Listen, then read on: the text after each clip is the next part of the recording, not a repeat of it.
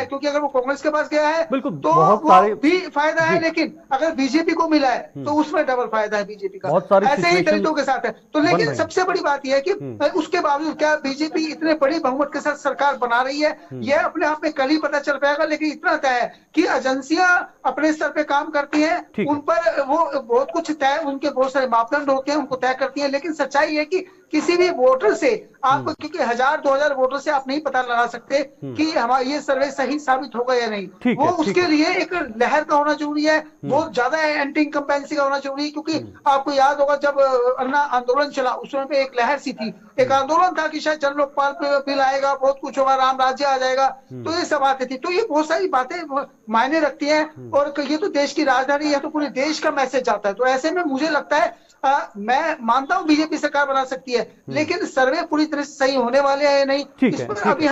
हम कुछ नहीं कह सकते। बिल्कुल, ये बहुत बड़ी आने बात वाला आप कल ही बता पाएंगे कि कल ठीक, इस टाइम तक।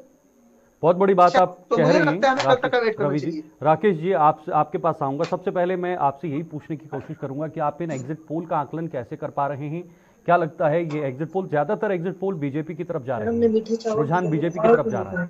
और दूसरा सवाल मेरा ये भी रहेगा राकेश जी कि जिस तरह से आम आदमी पार्टी ने सवाल खड़े किए हैं कि अब ये एग्जिट पोल जो है वो एक षड्यंत्र का हिस्सा है, ऑपरेशन लोटस को कामयाब बनाने का हिस्सा है, क्या आप इसे मानते हैं? शीतल जी नमस्कार, और रोना साहब को भी मेरा प्रणाम।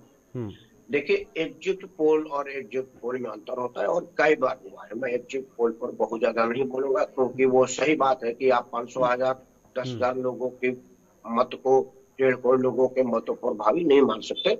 वो तुक्का टाइप का है, उसका कोई साइंटिफिक वो आधार नहीं है सही और गलत मानने का।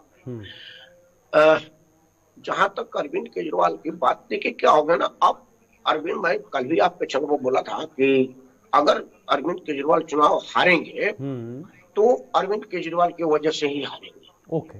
जीत भी रहे थे तो अरविंद केजरीवाल की वजह से ही जीत रहे, क्योंकि अरविंद केजरीवाल का अपना जो तरीका है वह तरीका उनको गर्त में लेके जा रहा है, राजनीतिक रसातल में लेके जा रहा है। आपको एक बात बताऊं, मेरे एक जानने वाले हैं, वो अरविंद केजरीवाल का किसी की बात ही नहीं सुनते। 3 चरण में वो बार बार मतलब अरविंद केजरीवाल पे। कल उनका एक बात था, वो मैं आपको बताऊं, वो बड़ी ध्यान देने वाली बात है। वो 3-3:30 बजे मतदान देने गए थे। क्या है, मैं बोला जी झाड़ को बटन लगा दिया, बोला ना रहा। मैं बोला क्यों? जानते हो, तुम्ही ने तो मेरे को कहा था कि सीनियर सिटीजन के लिए चुनाव आयोग ने व्यवस्था किया है घर पर मतदान देने के लिए।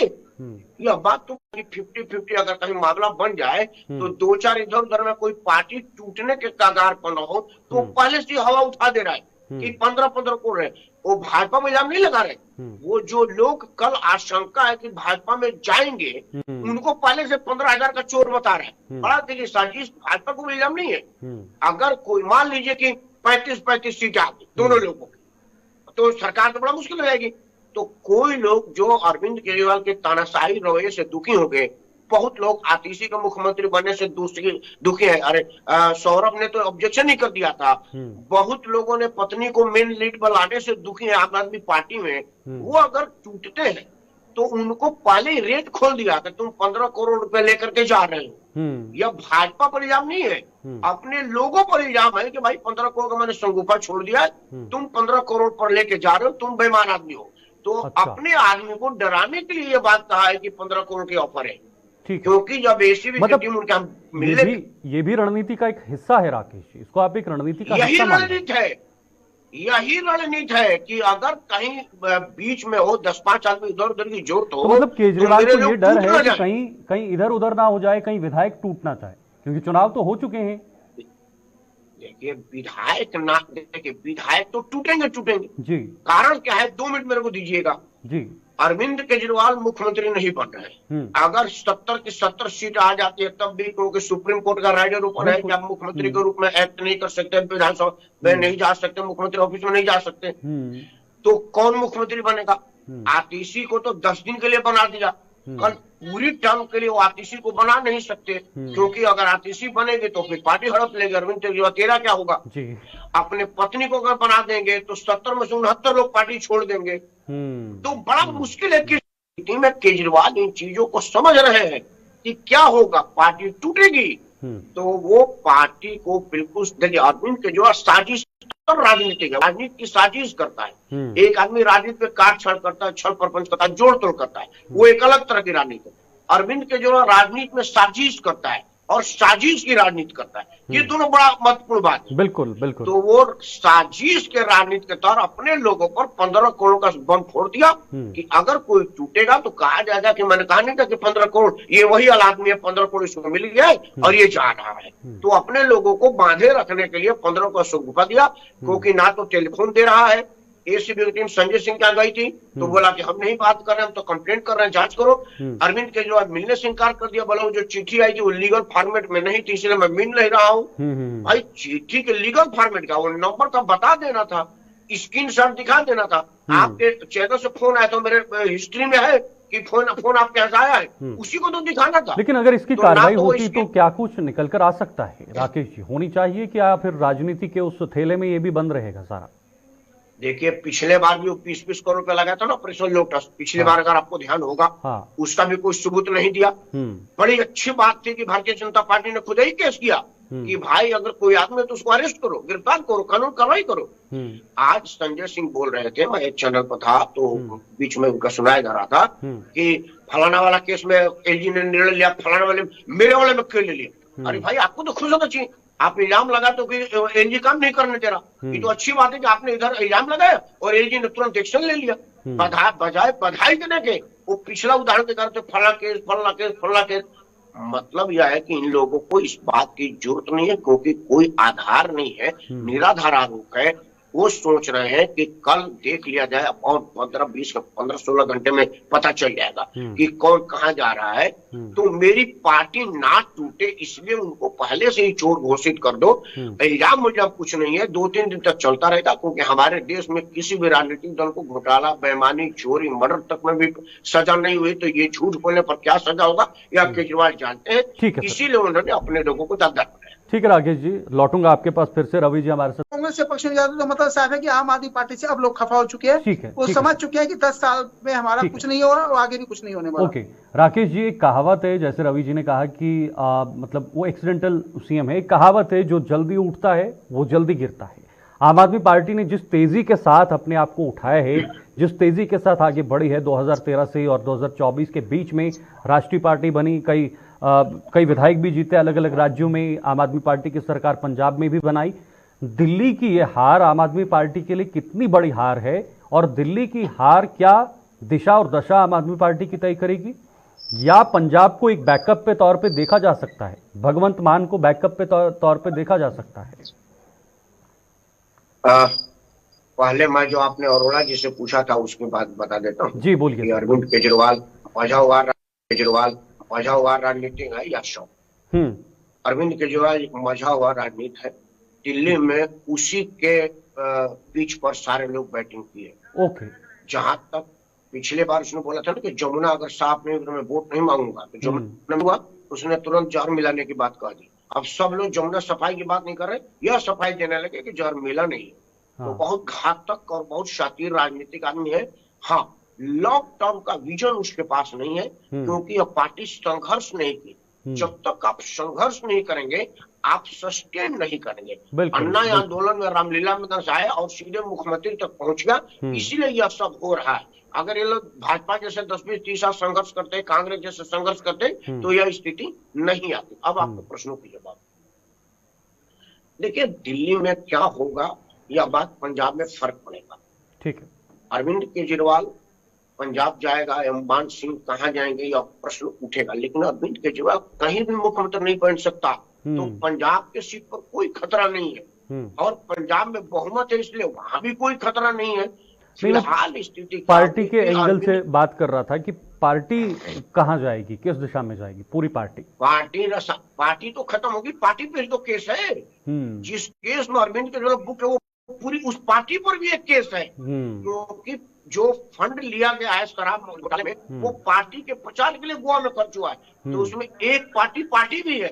बड़ी माहिर बात समझने के है कि उसमें अरविंद केजरीवाल कन्वीनर के रूप में इन्वॉल्व है, मुख्यमंत्री के रूप में इन्वॉल्व है, ठीक है, पार्टी के सर्वे सभा के रूप में इन्वॉल्व है।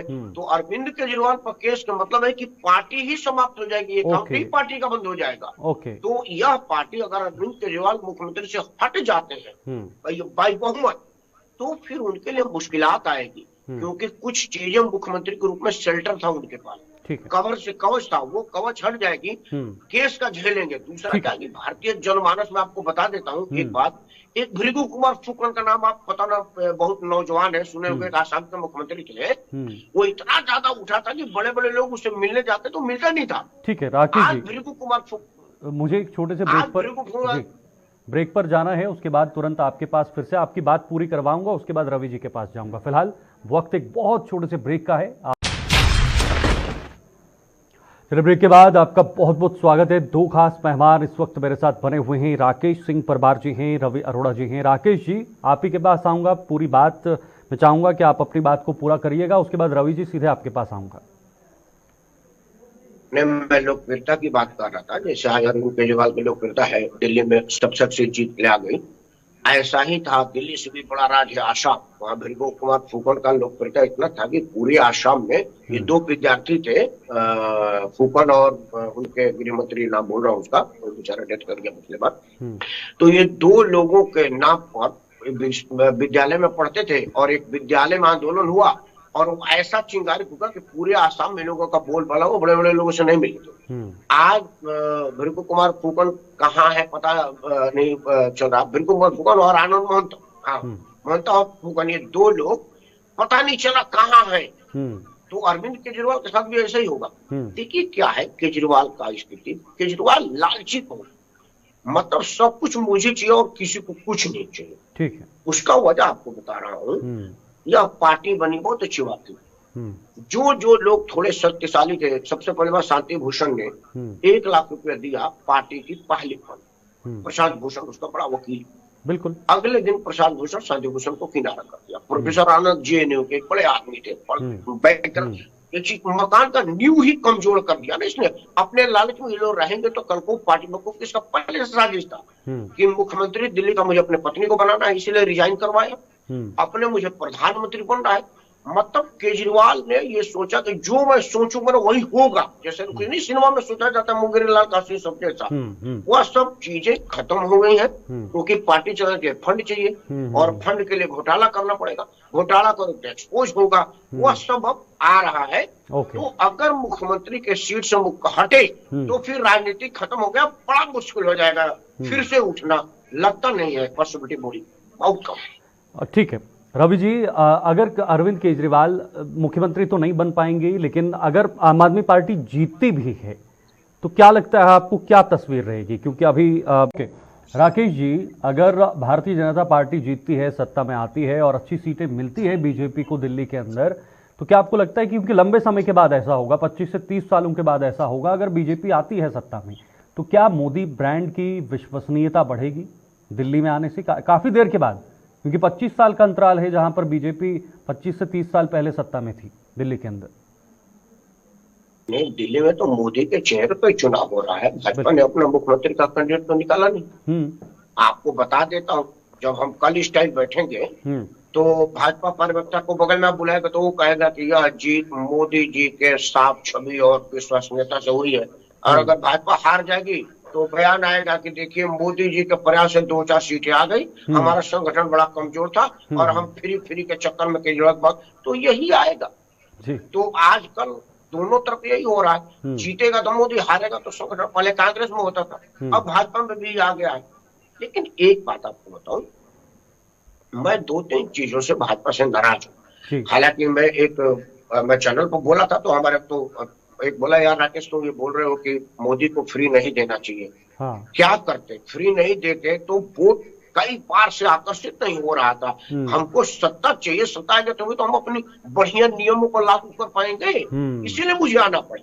तो मैंने उनसे बोला था कि देखिए मेरा मानना है कि अगर इनकाउंटर मजबूरी है, मतलब लॉ एंड ऑर्डर कमजोर हुआ, साख खराब हो, अगर तुमको भी फ्री दे करके ही आना पड़ा, मतलब तुम्हारे नेता का विश्वसनीयता प्रभावित हो रहा है। लोग नेता को नहीं मान रहे, फ्री को मान रहे हैं। यह सब चीजें नहीं होनी चाहिए, क्योंकि लोकतंत्र का बड़ा नुकसान है। क्योंकि फ्री आखिर हमारे आपके करों के पैसे से आता है, तो हम सब लोग गाय है और हम ही को लोगों को दूहा जा रहा है।